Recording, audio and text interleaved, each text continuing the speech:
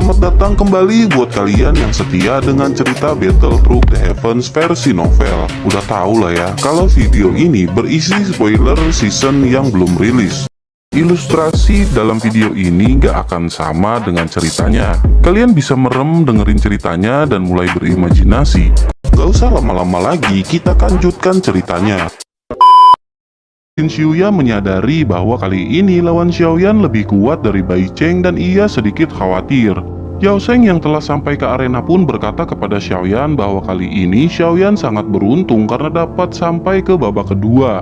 Dan sepertinya keberuntungan itu akan berakhir tak lama lagi. Ia pun mengeluarkan dua belati dengan doki merah kuat bersiap untuk bertarung. Xiaoyan masih diam hingga akhirnya pertandingan pun resmi dimulai dengan aba-aba tetua pertama. Yao Sheng pun langsung menyerang ke arah Xiaoyan dengan kecepatan tinggi dan Xiaoyan hanya terus menghindar. Pertandingan berjalan beberapa menit dengan Xiaoyan yang terus menghindar tanpa menyerang. Hal itu membuat Yao Sheng kesal karena semua serangannya berhasil dipatahkan oleh Xiaoyan. Seketika Yao Sheng mengeluarkan doki yang lebih besar dan hendak menyerang Xiaoyan. Di sisi lain, Xiaoyan pun mengeluarkan perubahan misterius api surgawi sambil menatap ke arah Yao Sheng. Mereka pun sama-sama menyerang dan terjadi tabrakan yang intens dari kedua senjata. Kemudian Yao Sheng mengeluarkan jurus yang bernama Blackwater World yang membuat Xiaoyan sedikit berhati-hati. Xiaoyan terkejut melihat cairan hitam yang memenuhi arena pertempuran sambil memikirkan cara untuk menghadapinya. Yao Sheng pun kembali menyerang namun Xiaoyan masih terus menghindar dari serangan Yao Sheng.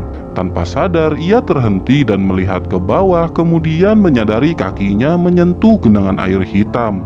Ia buru-buru sekuat tenaga mengangkat kakinya dengan susah payah hingga akhirnya berhasil. Seketika sepatu Xiaoyan menjadi berkarat dan jika saja agak lama mungkin sepatunya bisa hancur. Yao Sheng tertawa dan berkata seluruh arena sudah menjadi kurungan dari serangannya. Xiaoyan pun melirik sekitar dan benar saja cairan hitam berada di mana-mana. Sedikit ruang yang dapat ia gunakan untuk menghindar dan ia mengerutkan alis. Yao Sheng pun bersiap untuk menyerang Xiaoyan kembali, namun saat ia mengangkat kelapanya, ia menyadari Xiaoyan tidak ada di arena. Di mana dia?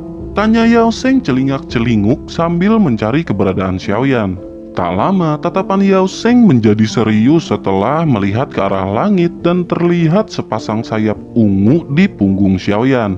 Semua orang yang menyaksikan hal tersebut terkejut termasuk para tetua dan tetua pertama yang langsung berdiri. Ia mengenali sayap tersebut merupakan teknik terbang Do yang sangat langka. Ia tak menduga bahwa Xiaoyan memiliki teknik langka semacam itu. Tetua lain sejenak menyangka Xiaoyan naik tingkat ke doang karena mengeluarkan sayap di punggungnya. Ketika tetua pertama bergumam, barulah mereka terkejut mengetahui bahwa itu adalah teknik terbang Do yang sangat langka. Kembali ke Xiaoyan yang menatap ke arah Yao Sheng dan masih merasakan daya hisap yang kuat dari cairan hitam di bawahnya. Ia pun segera melesat ke arah Yao Sheng yang seketika terkejut. Tiba-tiba Xiaoyan berada tepat di depan Yao Sheng, kemudian dengan cepat pedang menghantam pinggang Yao Sheng hingga ia terpental. Yao Sheng tidak tinggal diam dan membalas dengan serangan belati yang dapat ditahan Xiaoyan. Ia pun mundur kembali ke tempat asal, kemudian nyala api hijau memenuhi tubuhnya. Xiaoyan lanjut mengeluarkan api kecil dari 10 jarinya, kemudian melemparkannya ke arah Yao Sheng. Ekspresi Yao Sheng berubah sedikit, kemudian menghindar dari serangan tersebut. Rupanya serangan Xiaoyan tidak ditujukan untuk Yao Sheng, melainkan berkeliling berapa puluh sentimeter di atas tanah. Dengan begitu cairan hitam pun seketika mengering terkena panas dari api yang dilemparkan Xiaoyan. Di sisi lain, Lin Xiuya tersenyum dan berkata bahwa taktik dari Xiaoyan sangatlah cemerlang. Api biasa tak akan mampu menguapkan cairan hitam yang bercampur racun milik Yao Sheng. Dengan begitu, sepertinya Yao Sheng akan mulai kerepotan. Han Yue dan Yan Hao hanya mengangguk mendengar perkataan dari Lin Xiuya. Kembali ke arena di mana Xiaoyan mengangkat tangannya dan api kembali setelah cairan hitam benar-benar mengering. Ekspresi Yao Sheng menjadi jelek lalu berkata tanpa Blackwater World pun ia akan mengalahkan Xiaoyan saat ini juga. Xiaoyan tersenyum lalu membalas perkataan Yao Sheng sambil mengeluarkan api hijau dan menarik sayap untuk turun. Ia berkata serangan terakhir ini akan cukup untuk menghabisi Yao Sheng, lalu dengan tiba-tiba bayangan hitam berada di belakang kelapa Yao Sheng. Ia pun segera berbalik dan tepat ketika pedang Xiaoyan akan menghantamnya, cairan hitam berhasil menahan dan ia pun melakukan serangan balik menggunakan belati. Benturan terjadi antara pedang Xiaoyan dan belati Yao Sheng dengan cukup lama hingga akhirnya Xiaoyan memutuskan untuk melepaskan pedangnya. Hal itu membuat semua penonton terkejut setelah melihat pedang yang dijatuhkan ke tanah. Yao Sheng pun memanfaatkan hal tersebut dengan mengeluarkan jurus bernama Imaginary Submerton. Serangan dua belati yang membentuk roh ular dengan racun melambung di udara. Melihat hal itu, Xiaoyan pun mengeluarkan nyala api yang seketika menjadi armor doki melapisi tubuhnya. Seketika Yao Sheng pun menyerang Xiaoyan menggunakan dua belati ular dengan sangat cepat. Serangannya menusuk armor doki Xiaoyan dan tertahan ketika mereka bersentuhan. Yao Sheng sekuat tenaga mendorong belatinya, namun tak ada gerakan yang tercipta. Yao Sheng pun melepaskan tangannya dan kembali mundur, sementara Xiaoyan melepas doki yang menutup wajahnya. Xiaoyan hanya ingin menunjukkan senyum sinis pada Yao Sheng sebelum akhirnya doki melonjak di tubuh Xiaoyan.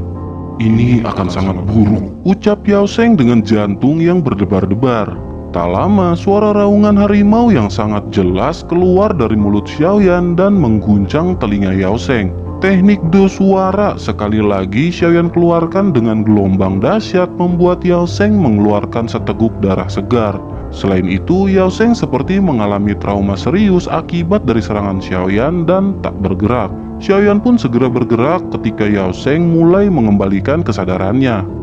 Sesaat akan pulih, Xiaoyan pun sudah berada di depan Yao Sheng dan mengeluarkan Octane Blast sebelum Yao Sheng dapat menghindar. Bersamaan dengan itu, Liu Qing berkata bahwa Yao Sheng sudah kalah dan membuat Liu Fei lesu ketika mendengarnya. Pukulan yang dilapisi doki kuat membuat Yao Sheng terdiam dan seteguk darah kembali keluar namun menjadi uap di bawah panas api yang masih menempel. Yao Sheng pun terjatuh kemudian meludahkan lagi darah segar dari mulutnya. Xiaoyan hanya menatap Yao Sheng sebelum akhirnya nyala api menyusut dan menghilang. Ia pun maju beberapa langkah melihat wajah pucat Yao Sheng di luar arena dan berkata bahwa Yao Sheng telah kalah. Tak lama, tetua pun mengumumkan kemenangan Xiaoyan, kemudian sorak-sorai bergema di seluruh stadion. Ia pun segera kembali ke bangku penonton dan bertemu dengan rekan-rekannya yang lain. Lin Xiuya mengungkapkan keterkejutannya atas teknik terbang yang digunakan oleh Xiaoyan. Ia tak menyangka Xiaoyan memiliki teknik terbang Do yang sangat langka. Xiaoyan hanya tersenyum dan mengatakan bahwa ia hanya beruntung berhasil mendapatkan teknik tersebut. Lin Xiuya berkata dengan mengalahkan Yao Sheng maka dapat dipastikan takkan ada orang yang memandang lemah Xiaoyan di kemudian hari. Xiaoyan tersenyum dan berkata bahwa tujuan ia hanya ingin masuk ke 10 besar strong ranking dan tak berniat menjadi orang terkuat apalagi peringkat pertama. Xiaoyan hanya ingin mendapatkan kesempatan untuk berlatih di pelatihan tingkat tinggi agar kekuatannya cepat meningkat.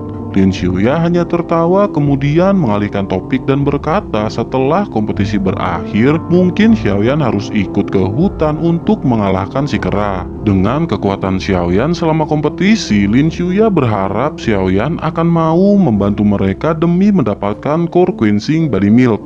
Xiaoyan pun terkejut dan berdebar ketika mendengar kata core quenching body milk. Xiaoyan hanya mengatakan jika ada waktu maka Xiaoyan akan bersedia untuk ikut pergi bersama mereka. Kembali ke arena di mana pertandingan berikutnya sedang berjalan dan tak lama pemenang ditentukan. Setelah itu tiba giliran Lin Yan untuk bertarung dan Xiaoyan pun memperhatikan pertarungan tersebut. Tanpa banyak energi yang keluar, Lin Yan berhasil mengalahkan lawannya dan menang. Pertandingan lain pun berlangsung dengan cepat antara para top seperti Liu Qing dan Lin Xiuya. Xiaoyan pun menyaksikan pertandingan dan saling bertukar pendapat dengan Sun Er. Di tengah-tengah diskusi mereka, Xiaoyan melirik kepada Sun Er dan berkata bahwa ia tahu kekuatan Sun Er yang sebenarnya. Ia lanjut berkata Sun Er selalu menyembunyikan kekuatan di balik sikap lembutnya.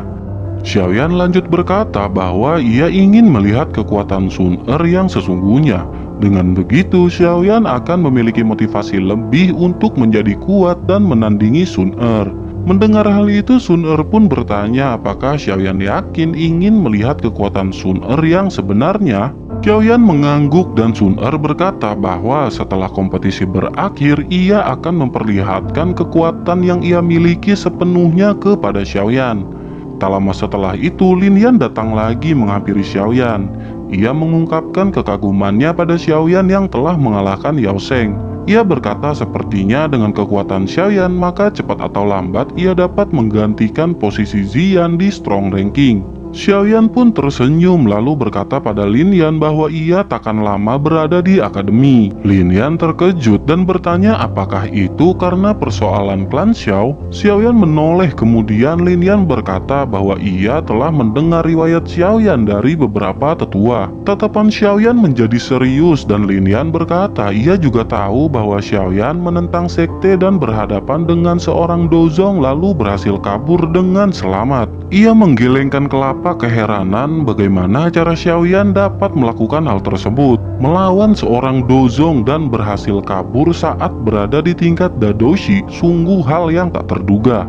Sekarang Xiaoyan berada di tingkat bintang 3 Dowling. Jika hanya menghadapi Ziyan yang setingkat doang, tentu perkara yang mudah. Xiaoyan hanya terdiam setelah tahu bahwa sesepuh akademi telah mengetahui latar belakang permasalahan Xiaoyan. Kemudian Lin Yan berkata bahwa mungkin ia akan menjadi tetua di akademi setelah masuk 10 besar. Namun pada saat Xiaoyan akan kembali ke Jiama, Lin Yan akan ikut bersama dengan Xiaoyan karena memang niat awalnya adalah menjelajahi benua. Xiaoyan tersenyum kemudian berkata ia akan memberitahu Lin Yan jika saatnya tiba untuk Xiaoyan kembali ke Jiama. Setelah itu, Lin Yan mengajak Xiaoyan untuk pergi karena tak ada pertarungan lagi yang menarik. Mereka pun segera pergi dan menunggu nama untuk bertarung besok. Xiaoyan melirik ke arah Lin Xiuya dan berharap tidak bertemu lawan yang membuat ia kesusahan besok.